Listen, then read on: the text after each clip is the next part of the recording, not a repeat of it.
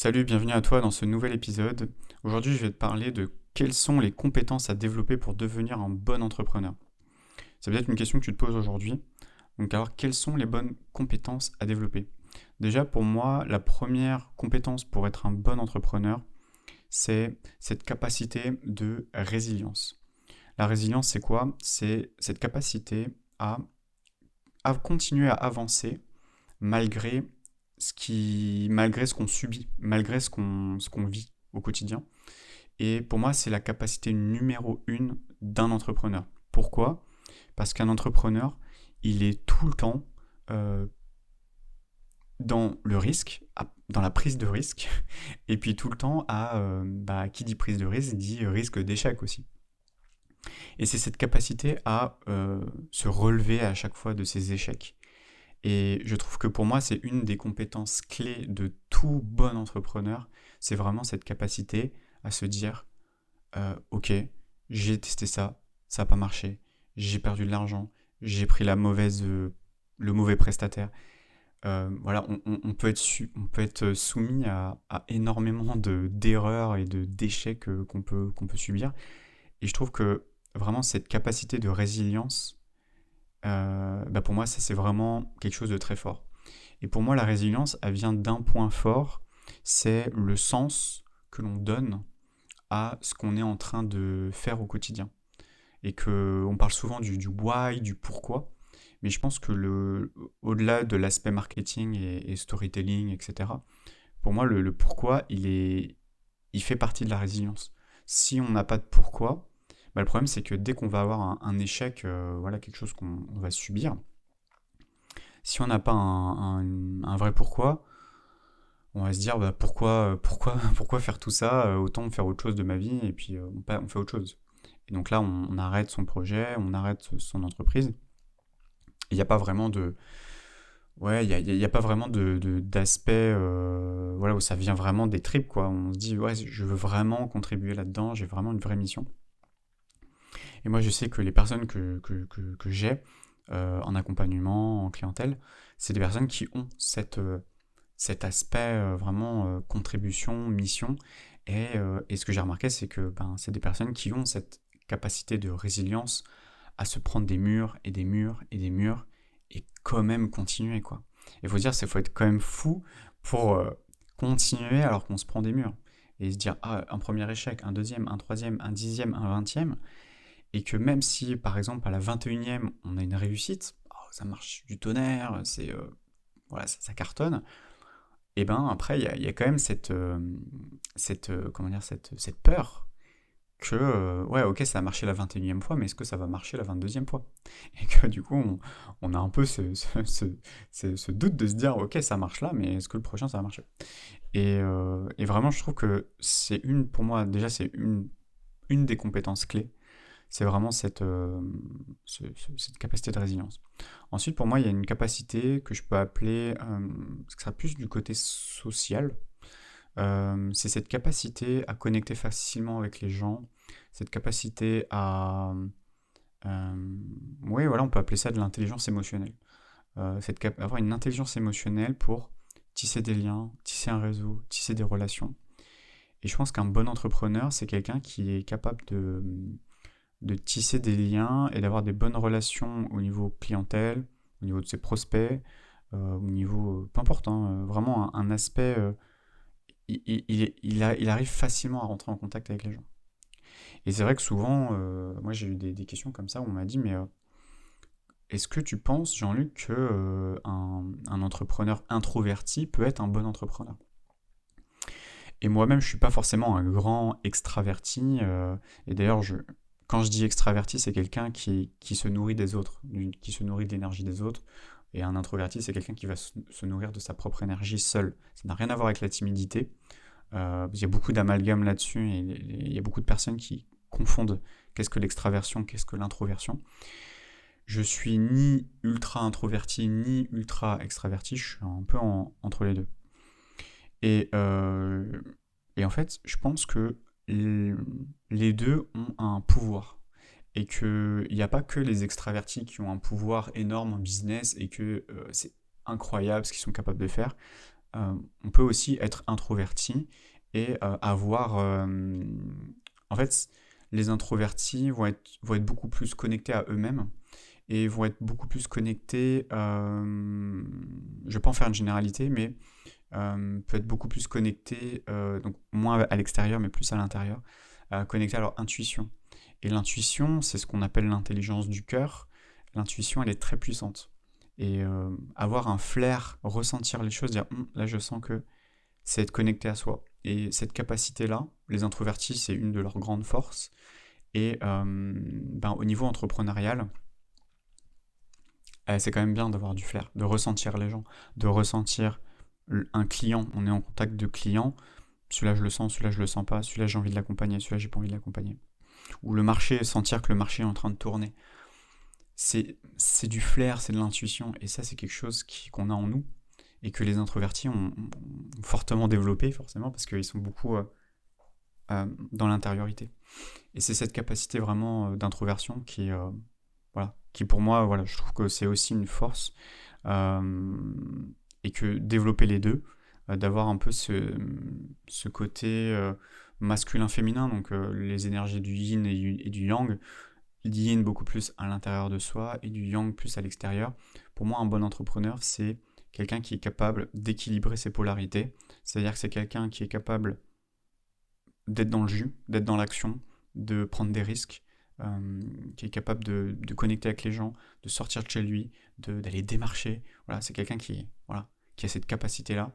Et d'un autre côté, d'avoir aussi cette énergie qui est beaucoup plus dans je me concentre sur comment je me sens, est-ce que je suis aligné avec ce que je fais, est-ce que ça a du sens ce que je fais, est-ce que je suis toujours en phase avec mon offre, voilà, tout ça c'est des parties très yin, beaucoup plus féminines, et pour moi un bon entrepreneur c'est quelqu'un qui est capable d'utiliser ces deux polarités-là, et qui les utilise, mais qui arrive à les équilibrer dans le sens où dans sa journée, il va réussir à sentir est-ce que je suis plutôt dans mon yin, est-ce que je suis plutôt dans mon yang, et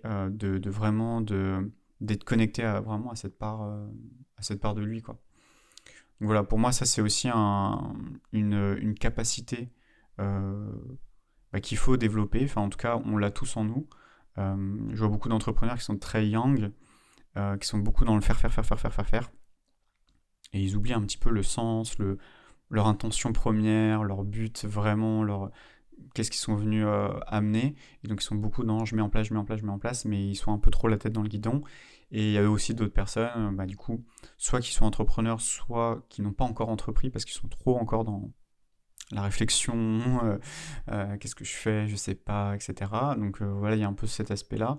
Et donc on a une sorte d'immobilité de ce côté-là. Et ça, j'ai remarqué que soit après ça cristallise, soit on est trop dans le guidon, soit ça cristallise. Mais dans tous les cas, ces excès-là ne sont pas bons. Donc pour moi, l'entrepreneur, c'est quelqu'un qui est capable d'avoir vraiment cet équilibre entre les deux et ne pas être surtout dans l'excès de l'un ou de l'autre. Et surtout qui est capable d'être conscient d'être dans l'excès. C'est-à-dire, si on est dans un excès de yang, action, action, action, on le sent, on calme le truc. Si on est dans un excès de je sais pas vraiment, qu'est-ce que je fais, si on est là-dedans, on sait qu'on va pas non plus avoir de résultats concluants. Et les vrais résultats qui nous correspondent et qu'on a envie et qui arrivent à se matérialiser, c'est vraiment quand on arrive vraiment à avoir ces deux trucs-là. Donc voilà, après, donc comme je disais, voilà, honnêtement, je pense que j'ai assez résumé vraiment cette différence-là. Je pense qu'on peut... une des compétences aussi qui est intéressante, c'est la remise en question. Je pense que là, on va parler de l'ego. C'est mettre son ego de côté. Moi, je trouve que voilà, les bons entrepreneurs, c'est des entrepreneurs qui sont capables de mettre leur ego de côté. C'est si on va leur dire que ce qu'ils font, c'est nul, ils vont pas le prendre personnellement. C'est ok, j'entends, pourquoi. Et ils n'ont pas peur de se confronter à leur marché. Et quitte à se prendre des vents, quitte à se prendre des vestes, mais ils n'ont pas peur d'y aller. Et je pense que ça rejoint aussi ce côté yang, côté mise en place, passer à l'action. Et ils n'ont pas, en tout cas, ils n'ont pas cette peur, cette crainte de se prendre des vents et de tester des choses et d'échouer. Donc je pense que voilà, il y a un peu ce côté résilience. Tout ça, c'est assez imbriqué hein, au final. Mais je pense que tout ça, cette capacité vraiment à sortir de son ego et se dire, ok, j'y vais, je mets pas d'ego, je vais aller démarcher, je vais proposer mon offre. Peut-être que les gens vont pas me répondre, peut-être que les gens vont me dire non, je suis pas intéressé. Non. Ok. Et je prends ça et ensuite je me remets en question. Parce qu'il y a aussi euh, des entrepreneurs qui restent sur leur première idée et en fait ils n'ont pas cette flexibilité là, c'est-à-dire qu'ils n'arrivent pas à se remettre en question.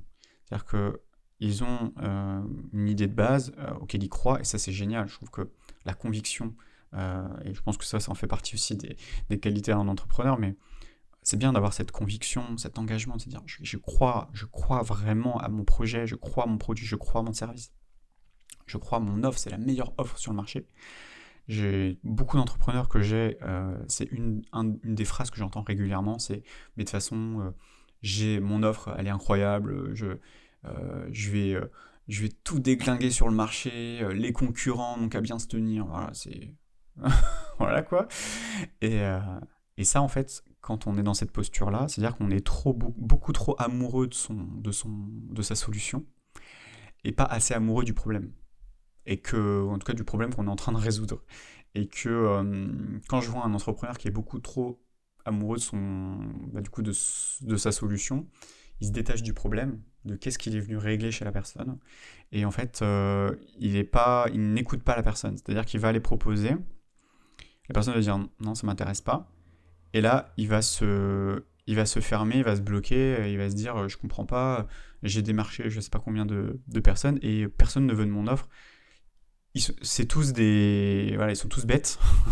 Si je dis ça d'une manière pas vulgaire quoi, mais en gros, ils sont tous bêtes et en gros, bah ouais, ils sont tous bêtes quoi.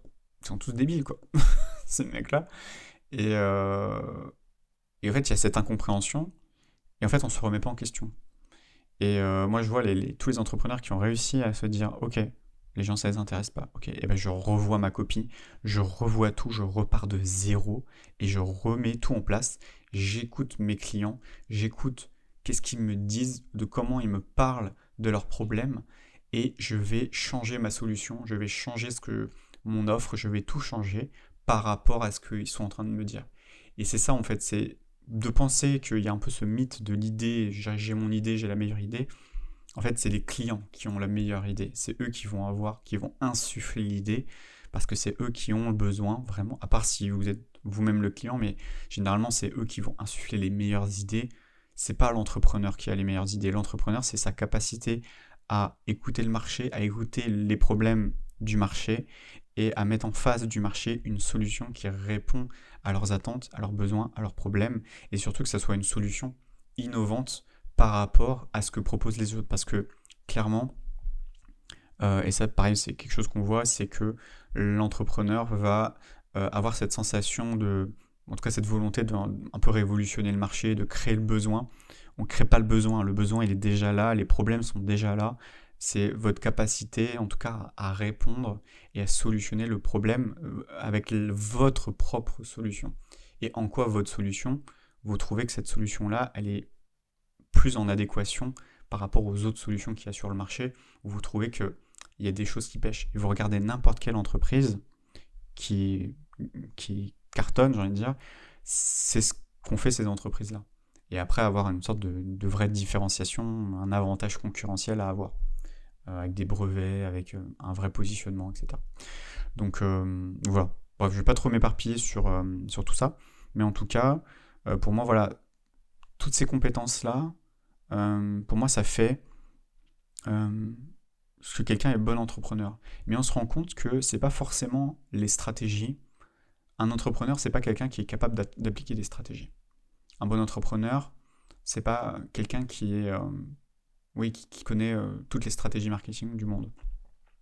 Ou un entrepreneur, c'est pas forcément quelqu'un qui est forcément bon dans les relations business, par exemple, qui est capable voilà, de négocier, etc. C'est un ensemble, mais on se rend compte qu'au final, tout ça, c'est très psychologique et que vraiment, tout l'aspect psychologique derrière l'entrepreneuriat a plus d'importance que l'entrepreneuriat en soi. Et voilà, je pense que c'est important voilà, tout cet aspect voilà, résilience, capacité à se relever, capacité à se remettre en question. Tout ça, ça fait vraiment partie de comment, de son état d'esprit, de comment on est à l'intérieur de soi et comment on vit les événements extérieurs, comment on les reçoit et comment on réagit aussi aux événements extérieurs. Quelqu'un qui se prend 20 échecs, il peut réagir de plein de manières différentes. On prend 100 entrepreneurs, ils vont avoir 100 échecs chacun. Et ben ces 100 entrepreneurs-là, il y en a peut-être 5 qui vont continuer à, à itérer, à avancer, à se remettre en question, alors qu'il y a peut-être 95% des entrepreneurs, 95% sur les 100, il y en a 95 qui vont arrêter en disant bah, c'est bon, je vais faire autre chose, ça me saoule quoi. Et voilà, c'est cette capacité-là à vraiment c'est comme si ça écrémait. Et c'est plus on est déterminé, plus on a cette conviction, plus on est capable d'aller jusqu'au bout de son idée. Et pour moi, c'est ça vraiment la puissance, la force d'un entrepreneur, c'est cette conviction-là, mais en même temps d'écouter le marché pour pouvoir pivoter, pour pouvoir se remettre en question et se dire ok, je voulais faire ça, je me rends compte que ça répond pas vraiment précisément à la problématique. Les gens, ils attendent plutôt ça, ça, ça. Ok, je vais un petit peu changer tout en restant aligné avec soi. Et ça, voilà, c'est hyper intéressant. En tout cas, j'espère que cet épisode t'a plu. Si t'as aimé, n'hésite pas à commenter, liker, t'abonner, peu importe où tu écoutes ce podcast. Et je te dis à la prochaine. Ciao, ciao.